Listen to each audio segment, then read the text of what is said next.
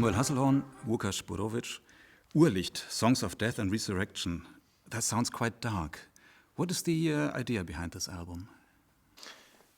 Well, I think the title does sound quite dark. I think the repertoire isn't as dark as you would think it is.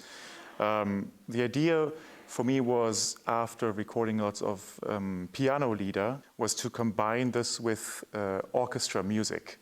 And there is this other genre called orchestra songs, Orchesterlieder. And we were kind of like paired together, and we found each other to be good partners, and wanted to create a program that has to do with death. That the topic around the whole album is about death, but death in their different aspects. And I think death can have positive aspects and negative aspects, clearly. And we wanted to show the full variety of what death means and what resurrection means, because where death is, resurrection is not far away. I think this is a very modern way of thinking about the subject, about the title, and about the content of the CD, because it has a motto, it has kind of a main line, and it's constructed like a variations on the theme, on the subject of death. As Samuel said, so we have various phases of death, different poetry or prose or just excerpts from the libretto. We also penetrate the border between the song and the opera, which is fascinating. Mm-hmm. Why did you do this? Why did you not only choose Orchesterlieder, but as well lieder, songs from operas, and even a dialogue from Wozzeck? I think mainly because it fits so well in the topic that we chose the lieder already from. And I think also if you see the Pieros Tanzlied is called Tanzlied, it's a song in an opera. The same with Fiddler's Aria and the Humperdinck, Königskinder. He literally says, that's the song that I sang to you. So I think there's a little fine line between opera, between song and song in opera. Something like Tannhäuser, Lied an den Abendstern, Harlekin and Ariadne auf Naxos sings a lied. Even Don Giovanni sings a serenade, which is also a lied. But we wanted to create basically everything around the turn of the century, around 1900, so we didn't pick the other scenes that I talked about. And then the Wozzeck duet is probably the only song that is, or the only piece that is not really a song, a lied, but it fits so well, I think, in the whole storytelling of this repertoire that we couldn't resist to not take it in. Yeah, it's simply an extract from the masterpiece, from the opera masterpiece, but it functions like a small scene finished with its development, with its final. Mm-hmm. So we have several stories told on the album, with poems, with the excerpts of the opera, and I think almost all of them, they are absolutely finished as a separate stories, but they also make a chain of stories which goes. I'm going back to the motto, to the subject, to the topic, because I think that especially nowadays, when there are so many new albums coming out and there are so many new recordings, one has to really find out what's the point, why we are doing it, what's the main message.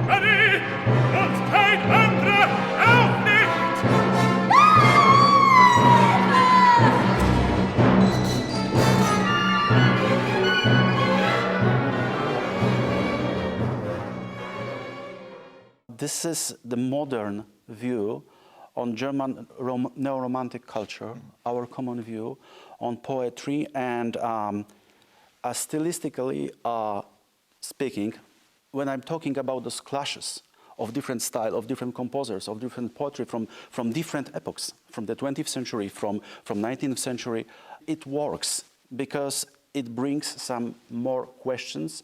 So somehow we came to the word Urlicht, that this is the solution.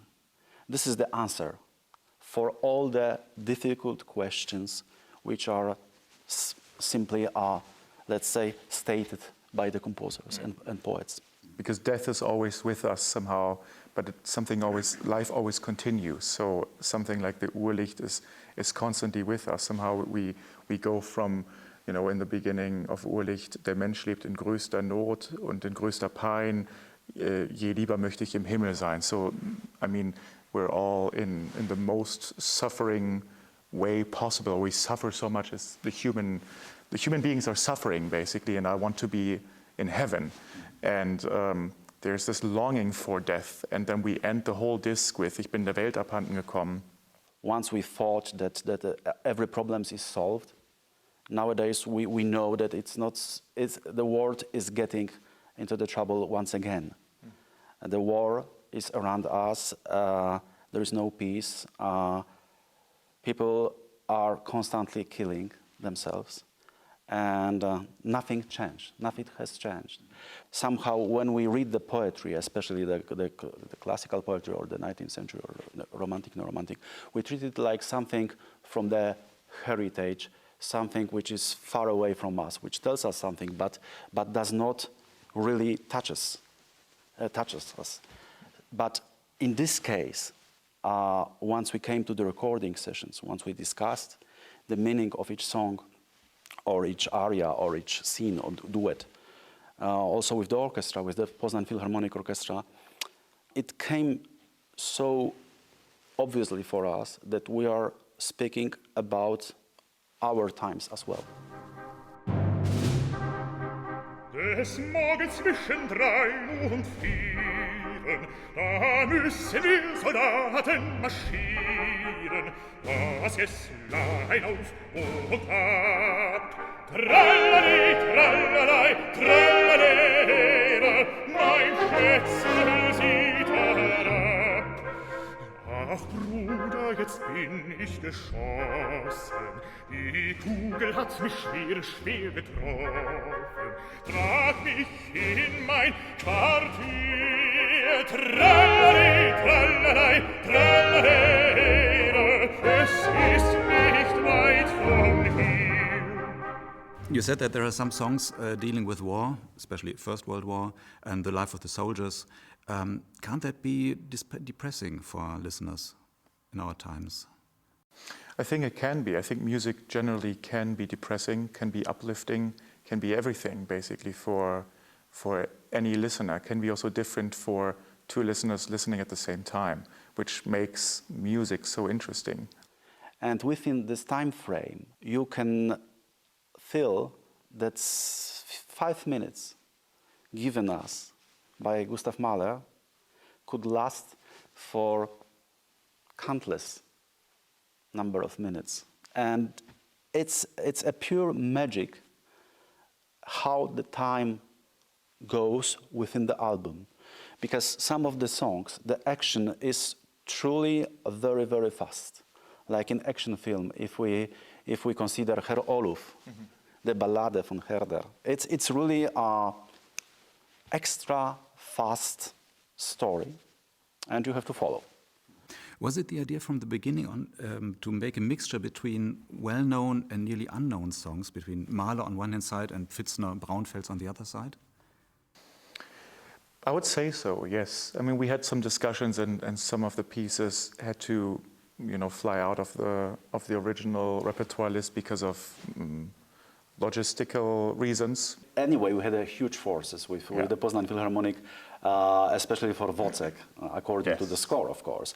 But the different orchestration for every number on the CD, for every track, which also makes a variety of the orchestral colors. But yes. No, but I like to combine well-known pieces with not so well-known pieces. And sometimes you can also have well-known poetry with not so well-known music, which I also like, because there's some kind of something basically that gets the attention of the listener. So Herr Olof is for me well known for the Karl Löwe ballade with piano, but nobody knows this Pfitzner piece. Samuel, you have done several CDs so far with piano, but this was the first one, first recording with a big orchestra. Was that something special, and how did it feel? I know that you even stood in the middle of the orchestra. Yes, no, very much. It was very special to me because, first of all, of the repertoire. It's I've done the opera recording before, so I've recorded with orchestra, but it was, still an opera and not so much about where I have, I don't want to say the power of like choosing the repertoire, but way more responsibility about it.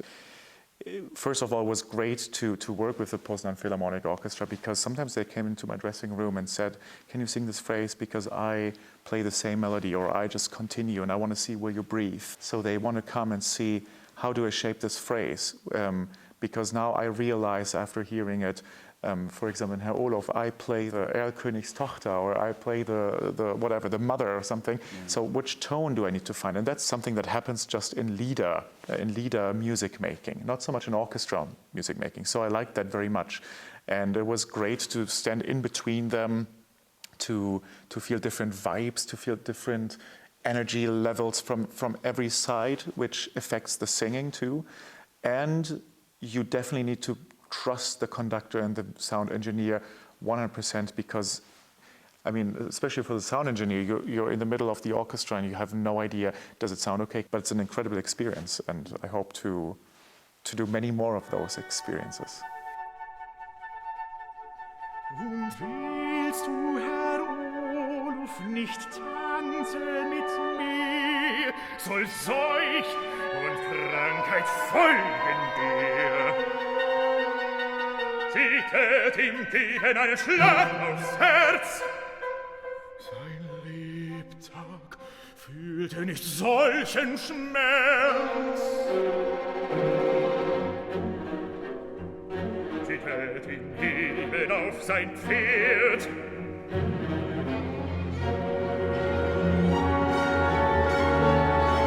Reit heimwärts zu deiner Freiheit wert.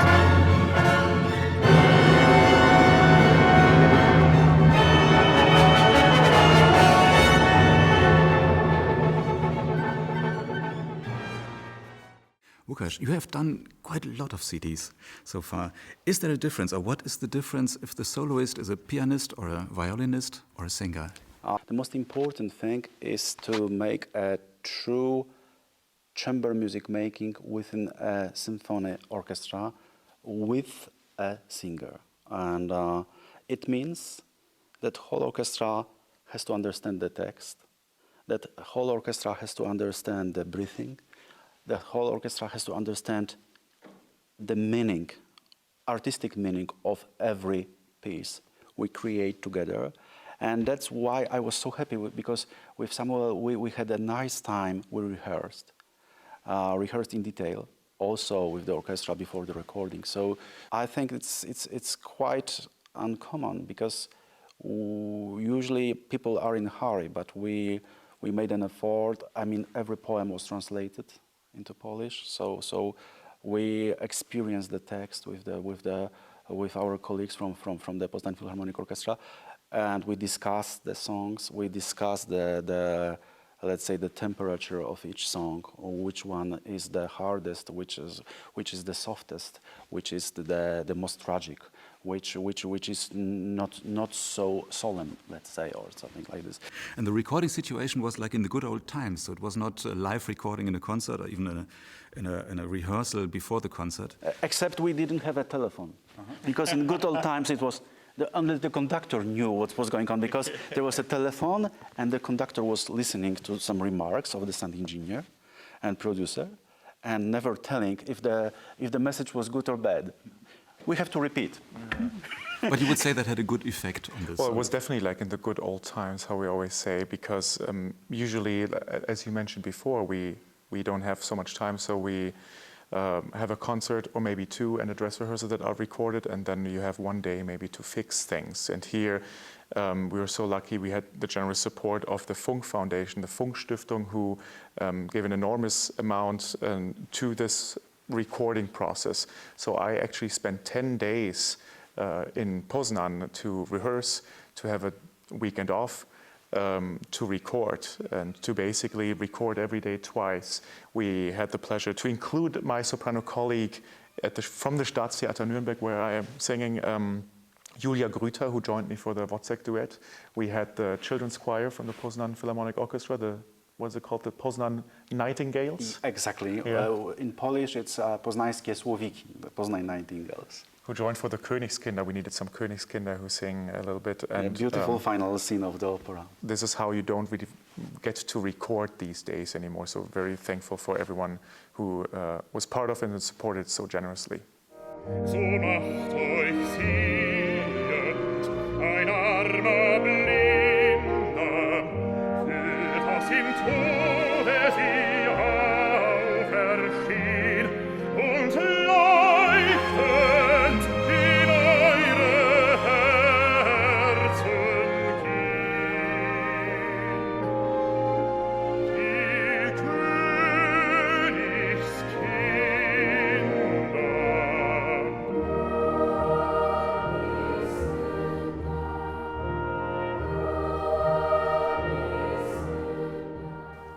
Concerning the repertoire, I'm always thinking about the general mistake of the history of music, because at schools we are taught about the masterpieces only. So we know about Don Giovanni, but we don't know another contemporaries of Mozart. We are talking, this is a culture of masterworks. So if we talk about Mahler, we mainly talk about Mahler, but he was surrounded, as well as Berg was surrounded by different composers. Sometimes the composers are forgotten, sometimes they are totally neglected. But the music is worthy to be shown. And that's why I'm so happy that we are coming back to Braunfels, who is absolutely fantastic orchestrator, and his sense for the feeling of the text is simply magnificent. As well, Zemlinsky, who is a true poet of the orchestra. Those lesser-known compositions, they give us the ability to fully understand the phenomenon of the orchestral song. Mm-hmm. And Korngold, who is known mostly by Hollywood? Definitely, and I think it also creates a different atmosphere of musical language. I think Braunfels sounds, to me, sometimes like film music. Like, as you mentioned, Korngold, Hollywood has, I mean, we chose this Pierrot's Tanzlied, which is like a waltz and very dreamy music. Zemlinsky is dreamy, but very different than Korngold. Everything combines to some kind of nice mixture, musical language-wise, too. And very often the people who are listening to the music, they are saying, oh, it sounds like a film music, it sounds like a film music. It's a common sentence. And I'm always saying, okay, but let's consider what's the film music, where are the origins, where are the roots? The origins and the roots are exactly here in Europe at the turn of the 19th and 20th century, when the composers were taught and then later emigrated to USA, mainly European Jewish composers, and they created the film music there. And without Korngold, there wouldn't be a true film industry in Hollywood. So he was awarded 2 Oscars, if I remember well. So I think Zemlinsky and Braunfels should get some, honorary Oscars too. Yeah. So let's hope the Academy will listen to our album too. The result, I think, is very convincing. Urlicht, Songs of Death and Resurrection, is a great album, I think, and obviously you had fun, sort of fun, doing this. Do you think about doing another album, Songs of Life or Songs of Birth? Well, I was thinking about this. I mean, we were talking, I don't know, a couple of weeks ago on the phone. I said, like, we should do something again. I have to have first, or we have to have a good idea about repertoire. We even do a concert together in Poznan again, a release concert this coming winter. And I hope that, you know, like working relationship will definitely go on. And I was so happy about the reception of the CD. I mean, the first reviews. Usually, when you release such a CD, usually majority says, "Of course, it's nice. Of course, it's beautiful. But listen to Dietrich Fischer-Dieskau, go to Janet Baker, Kathleen Ferrier. It's unbeatable," and so on. And with Samuel, it's different. Samuel Hasselhorn, Lukasz Borowicz, thank you very much. Thank you.